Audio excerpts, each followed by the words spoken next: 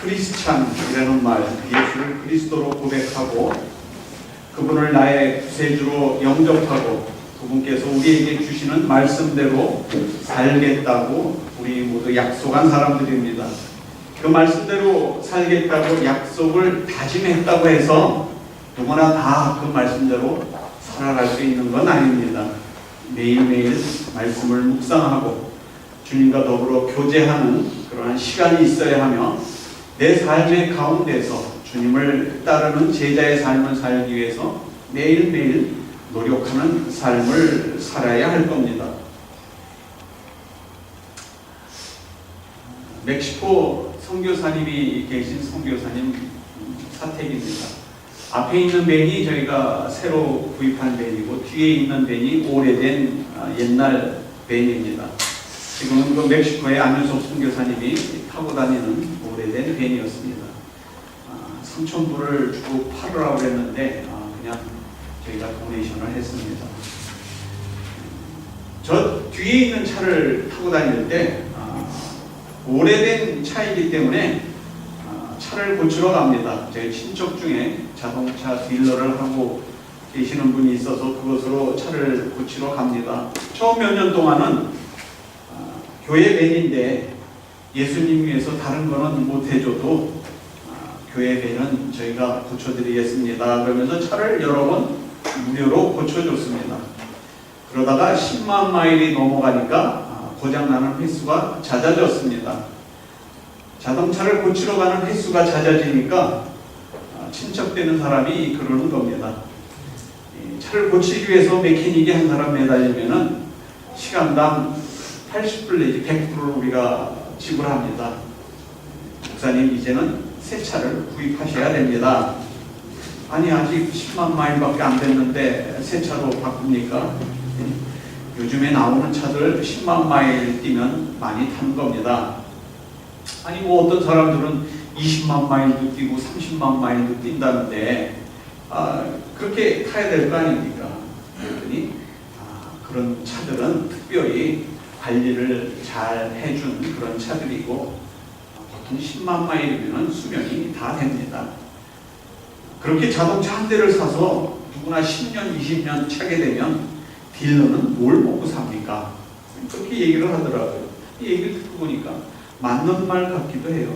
그런데 20만 마일, 30만 마일 뛰는 차들도 있는데 그 비결이 관리를 잘 해주어서 그렇다는 거예요.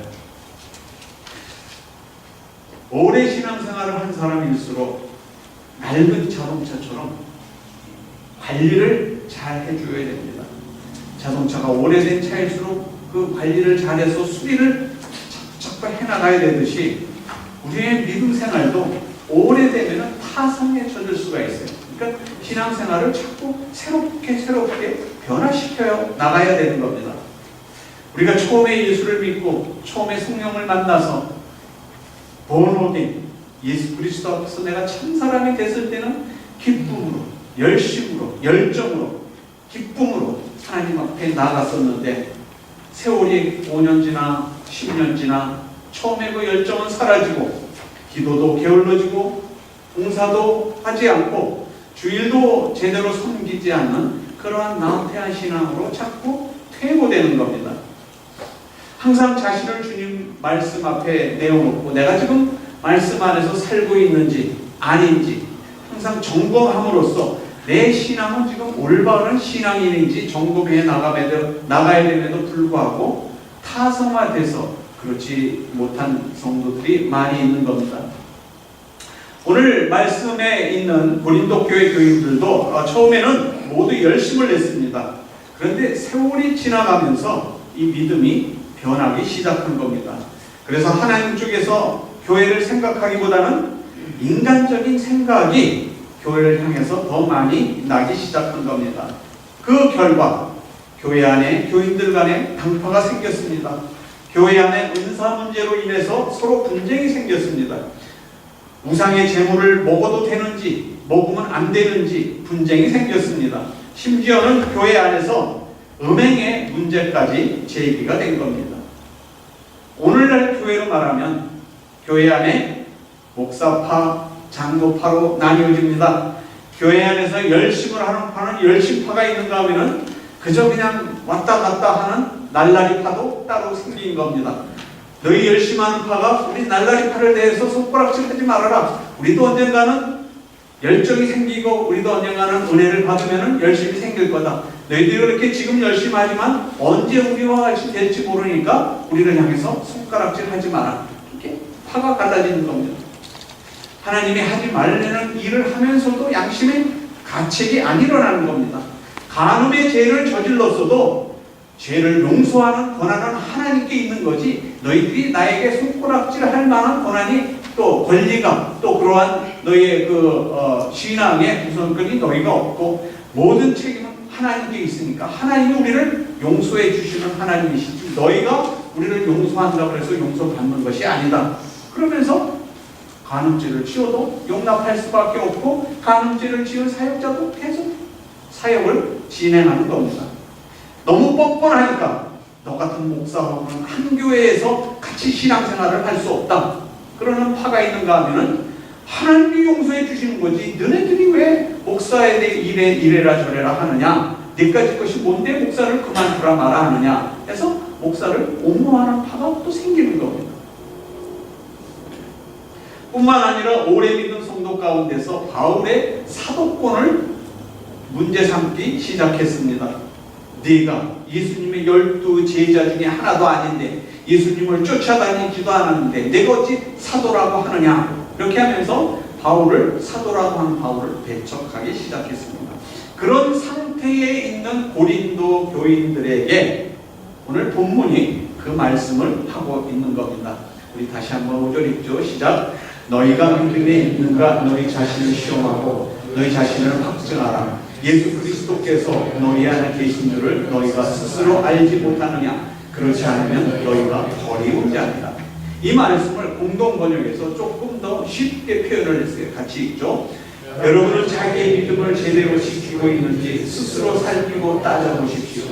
여러분은 그리스도 예수께서 여러분과 함께 계시다는 것을 깨닫고 계십니까? 만일 깨닫지 못하신다면 여러분은 그리스도인으로서 낙제한 것입니다. 너희들이 믿음이 있느냐? 너희들이 믿음이 있는지 말씀에 비추어서 자신을 평가해봐라. 너희들이 믿음의 성도라면 어떻게 이런 행동을 할 수 있느냐? 바울이 그 질문을 하고 있는 겁니다. 바울이 고린도 교인에게 했던 질문이 주님께서 오늘 우리들에게도 똑같은 질문을 하고 있는 겁니다. 눈에 보이는 삶을 사는 것이 힘들어서 그 삶을 살기에 최선을 다하는 것만으로도 힘이 부족한데 눈에 보이지 않는 하나님을 위해서 살으라는 그 말씀은 영적인 것이기 때문에 내가 영적으로 성령 충만되지 않으면 언제라도 여지없이 버릴 수 있는 것이 신앙용 믿음이라는 겁니다. 나는 믿음에 서 있는지 서 있지 않은지 항상 점검하고 확인해 나가라는 겁니다. 믿음의 생각을 해야 되며 믿음의 생각으로 말미암아 그것이 행동으로 나타나야 되며 그래서 오늘 말씀을 통해서 우리의 믿음을 다시 한번 점검하는 뒤돌아보는 그런 시간이 되었으면 좋겠습니다. 대학을 가기 위한 입시 제도가 한국하고 여기가 많이 틀리죠. 저희가 한국에서 학교를 다닐 때는 학교를 들어가기 위해서 필요한 게 뭐예요? 공부를 열심히 하면 됩니다. 공부를 열심히 해서 성적이 좋으면 합격, 불합격을 판정받을 수 있습니다. 그런데 미국에 오니까 미국에서는 입시 제도가 한국하고는 많이 틀리죠. 고등학교 때 성적이 필요한가 하면은 인간관계나 지도력이 어떤지도 보고 서클 활동은 어떠하며 사회 활동은 무엇을 했는지 어떻게 했는지를 점검합니다. 종합적으로 따져서 이 모든 것을 합쳐서 합격, 불합격 판정을 합니다. 이 학생이 어떤 생각을 가지고 있으며 이 학생이 성격은 어떠하며 인품은 어떠하며 인간관계는 어떠하며 사회에 공헌할 수 있는 그런 포텐셜 그러한 그 모습이 보이는가 어떠한가 라는 것을 점검합니다. 우리의 신앙도 마찬가지입니다. 성경을 많이 외우고 있다고 해서 그게 참 좋은 성숙된 신앙인이다 그렇게 하면은 매 성경만 읽으면 되는데, 성경을 많이 알고 있다고 해서 그게 성숙된 교인이요 믿음이 좋은 교인이라고 얘기를 하지 않는 겁니다. 좋은 신앙인이 되기 위해서는 성경도 많이 알고 있어야 되지만, 알고 있는 그 말씀이 하나님이 우리에게 주신 말씀대로 얼마나 실천하면서 삶을 살아가고 있느냐, 이게 중요합니다.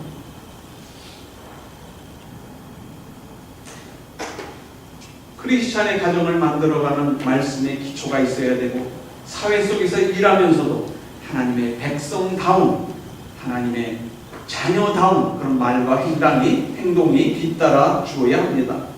하나님의 핏값으로 주고 사신 교회를 위해서 내가 할 수 있는 것은 무엇인가? 그 일이 눈앞에 보이면 그 일을 위해서 기도하고, 또 그 일을 위해서 봉사하고, 또 하나님의 나라를 위해서 전도하는 그런 모습이 아름답게 보여질 때 그 신앙인이 성숙된 신앙인이요 주님이 기뻐하시는 신앙인의 모습으로 나타나는 겁니다. 항상 이런 모습으로 살아야 하지만 우리의 삶이 그렇게 넉넉하지 못하기 때문에 힘들고 어려울 때가 많이 있습니다. 그럴 때마다 내 자신을 돌아보고 내 신앙의 현 주소를 발견해야 하는 겁니다. 누구나 다 미국에 오면은 필수로 가져야 되는 운전면허증이 있습니다. 그 운전면허증을 처음에 받으시고 다시 갱신을 하려면 몇 년을 기다려요? 5년 지나면은 운전면허증을 다시 새 날짜가 적힌 걸로 바꿔야 됩니다. 그 5년 사이에 다시 갱신을 받을 수 없을 만한 사고가 생겼거나 문제가 생기면은 다시 가서 면허시험을 다시 보고 테스트를 다시 해야 됩니다. 그렇지 않고 아무 문제가 없으면은 그냥 서류를 보내므로 해가지고 다시 또 5년을 연장시킬 수 있습니다. 뭐예요? 자격이 되면, 이 사람이 운전을 할 수 있는 자격이 되면 그대로 유지가 됩니다. 자격이 안 되면 뭐예요? 너 자격이 안 되니까 다시 한번 새로 한번 테스트를 받아봐. 우리 자동차도 스모그 테스트라고 있어요. 이게 스모그 테스트, 이 자동차가 거리를 굴려다녀도 되는지 안 되는지 스모그 테스트를 기준으로 한단 말이에요. 그래서 스모그 테스트에 합격을 못하면 이 차는 도로에 다닐 수가 없어. 그리고 DMV에서 막아버린단 말이에요. 그 테스트에 합격을 해야 이 차는 도로를 무사히 다닐 수 있다라고 판정하는 겁니다. 신앙도 마찬가지입니다. 정기적으로 어떤 사람은 매일 아침에, 어떤 사람은 매 주말에, 어떤 사람은 한 달에 한 번씩, 어떤 사람은 1년에 한 번이라도 나는 지금 내 신앙 상태는 지금 어디쯤에 와 있는가 점검하는, 그런 진단하는 신앙생활을 해야 한다는 겁니다. 나는 지금 어디에 와 있는가? 내 신앙은 지금 어떤 신앙인의 생활을 하고 있는가? 이 점검이 꼭 필요하다는 거죠. 왜요? 하나님이 기뻐하시는 신앙인의 삶을 살기 위해서. 그럼 어떻게 내 믿음을 점검합니까? 점검하는 기준은 너무 많습니다. 부지기수로 많습니다. 그래서 오늘은 두 가지만 말씀드립니다. 첫 번째 방법이 정말 내 안에 주님이 계신지 그걸 점검하는 겁니다. 오늘 읽으신 5절 말씀에 너희가 믿음에 있는가 너희 자신을 시험하고 너희 자신을 확증하라. 예수 그리스도께서 너희 안에 계신 줄을 너희가 스스로 알지 못하느냐. 예수 그리스도께서 우리 안에 계시대요. 만일 예수 그리스도께서 주의 성령이 내 안에 계시지 않으면 뭐예요? 우리는 버리는 자라는 거예요. 간혹 교회에서 교인들이 서로 다툴 때가 있습니다. 다툴 수 있습니다. 왜냐하면 하나님이 모든 한 사람 한 사람을 다 틀리게 만들어놔서 나하고 똑같은 사람이 하나도 없습니다. 그렇게 달리 만들어놨기 때문에 성품도 틀리고 또 자라온 환경도 틀리고 교육 수준도 틀리고 다 틀립니다. 그래서 부딪힐 수밖에 없어요. 나하고 똑같지 않기 때문에. A형 있는 사람한테는 죄송합니다. 용서해 주시기 바랍니다. 제 아내가 A형이에요. 그래서 제 아내도 싸움을 할 때마다 제가 무슨 얘기를 해요? 내가 정말 A형이라면 싫다. 나는 O형이거든요. A형은 싫다 제가 그런단 말이에요. 안 맞는 거예요. 성격적으로 성품적으로 안 맞는 거예요. 근데도 산단 말이에요. 교인들이 다툴 때 다툴 수 있어요. 근데 다툴 때 왜 다투는지를 알아야 돼요. 다투는지를 알려면 어떻게 해요? 서로 나하고 틀린 상대방을 이해해 주지 않으면 절대로 그게 해결이 안 돼요. 아, 나는 이렇게 생각을 하는데 저 사람은 저렇게 생각하는구나. 저 사람이 틀리게 생각하는 게 아니라 나하고, 저 사람이 틀린 게 아니라 나하고 생각이 맞지 않구나. 근데 생각이 교회 안에서 생각이 틀리다는 얘기는 하고자 하는 것은 하나님 교회 안에서 다 하고자 하지만 저 사람이 생각해서 하고자 하는 것과 내가 생각해서 하고자 하는 게 틀리기 때문에 안 맞는 거예요. 그걸 서로 이해하려는 거예요. 뭘로? 주의 성령의 은혜로 말미암아.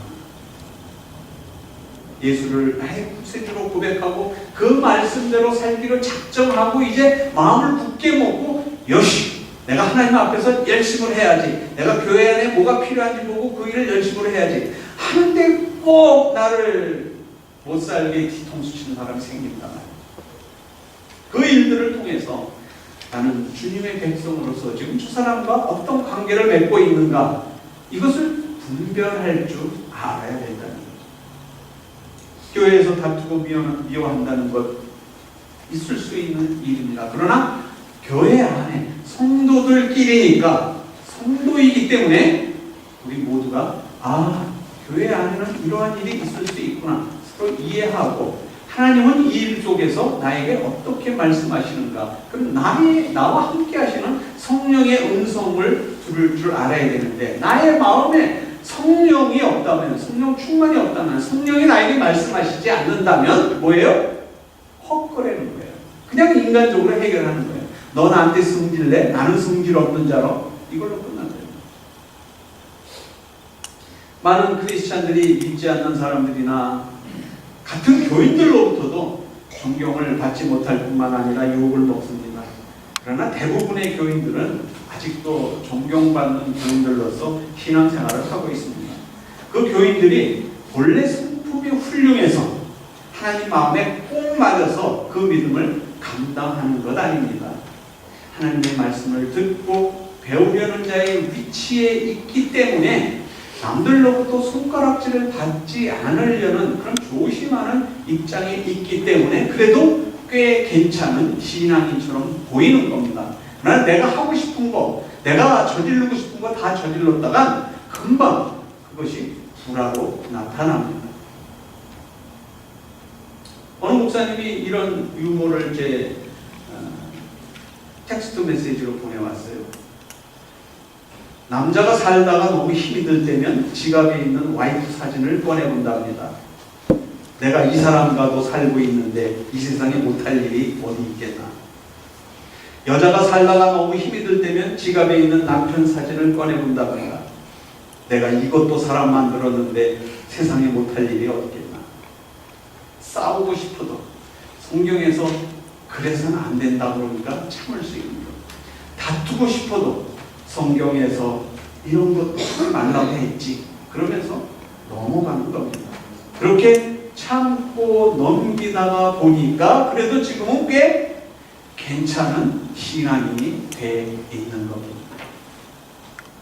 두 번째, 나는 지금 내 마음속에서부터 선을 행하고자 하는 마음이 있는지 아니면은 악을 행하고자 하는 마음이 있는지 확인을 하고 점검을 해야 되는 겁니다. 오늘 본문 7절의 말씀을 다시 한번 같이 읽죠. 시작. 우리가 하나님께서 너희로 악을 조금도 행치 않기를 구하노니 이는 우리가 옳은 자임을 나타내고자 함이 아니라 오직 우리로 버리는 자 같을지라도 너희로 선을 행하게 하고자 함이니라.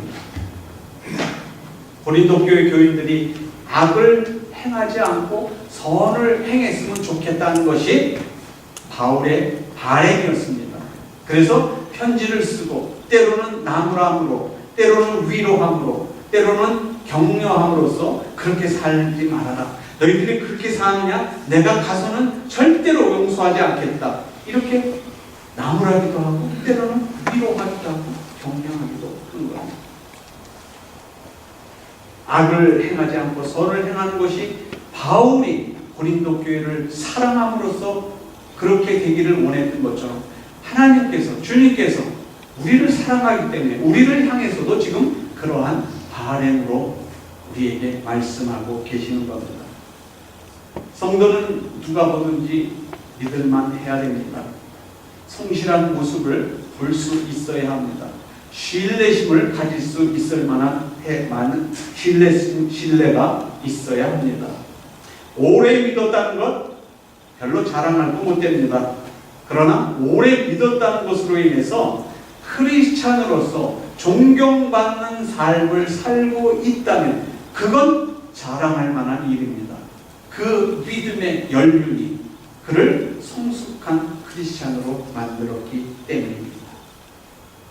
지금 내 믿음이 얼마나 건강한지 항상 점검하시면서 믿음 생활을 하시다가 온전한 믿음으로 하나님 앞에 설 수 있는 저와 여러분 되시기를 주 예수 그리스도의 이름으로 축원드립니다.